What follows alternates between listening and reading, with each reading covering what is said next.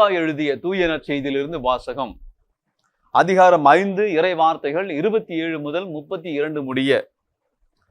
அக்காலத்தில் இயேசு சுங்கச்சாவடியில் அமர்ந்திருந்த லேவி என்னும் பெயருடைய வரி தண்டுபவர் ஒருவரை கண்டார். அவரிடம், என்னை பின்பற்றி வா என்றார்.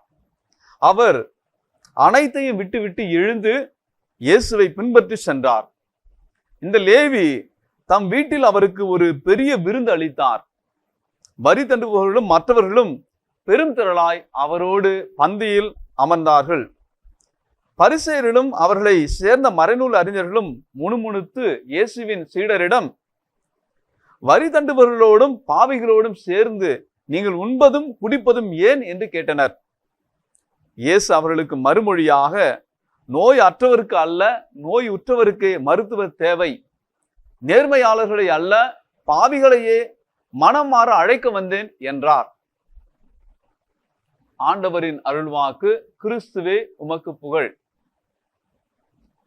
அன்புமிக்க சகோதர சகோதரிகளே, நம்முடைய இந்த தவக்கால ஒரு பயணத்திலே நாம் இருக்கிறோம்.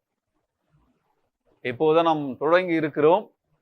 இந்த பயணமானது கொஞ்சம் கொஞ்சமாக அது விரிவடைந்து இறுதியாக இயேசுவினுடைய உயிர்ப்பிலே சென்று நம்மை சேர்க்கிறது. இந்த பயணத்திலே நமக்கு ஒரு சிறந்த உதாரணமாக நற்செய்தியானது மத்தேயுவை கொடுக்கிறது.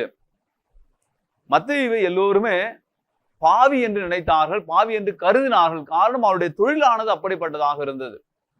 அவர் வரி தண்டுகின்ற, வரி வசூலிக்கின்ற ஒரு தொழிலை செய்து வந்தார். ஆனால் அவருடைய வாழ்க்கையில ஒரு திடீர் திருப்பத்தை நாம் பார்க்கிறோம், ஒரு திருப்பு முனை. அன்பிற்குரியவர்களே, இந்த தவக்காலம் என்பது நாம் ஒவ்வொருவரையும் ஒரு திருப்பு முனையை நோக்கி அழைத்து செல்கிற ஒரு காலமாக இருக்கிறது. மத்தேயு ஒரு சுங்க சாவடியில் அமர்ந்து கொண்டு வரி வசூலிக்கின்ற ஒரு வேலையை செய்து கொண்டிருக்கின்றார். அவருடைய பாதையை சென்று கொண்டிருக்கிறார். ஆண்டவர் இயேசு அவரை அழைக்கிறார். என்னை பின்பற்றி வா என்று ஒரு வார்த்தையை சொன்னார். அவருடைய வாழ்க்கை முற்றிலுமாக மாறியது. நாம் பார்க்கிறோம், மத்தேயு எல்லாவற்றையும் விட்டுவிட்டு உடனடியாக இயேசுவை பின்பற்றினார்.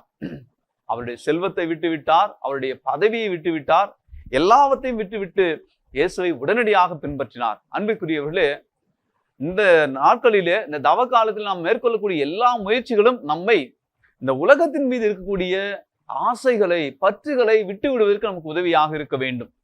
இந்த பரிசேயர்களும் சதுசேயர்களும் நோன்பு இருந்தார்கள், ஜெபம் செய்தார்கள், தர்மம் செய்தார்கள், எல்லா காரியங்களும் அவர்கள் கடைபிடித்தார்கள்.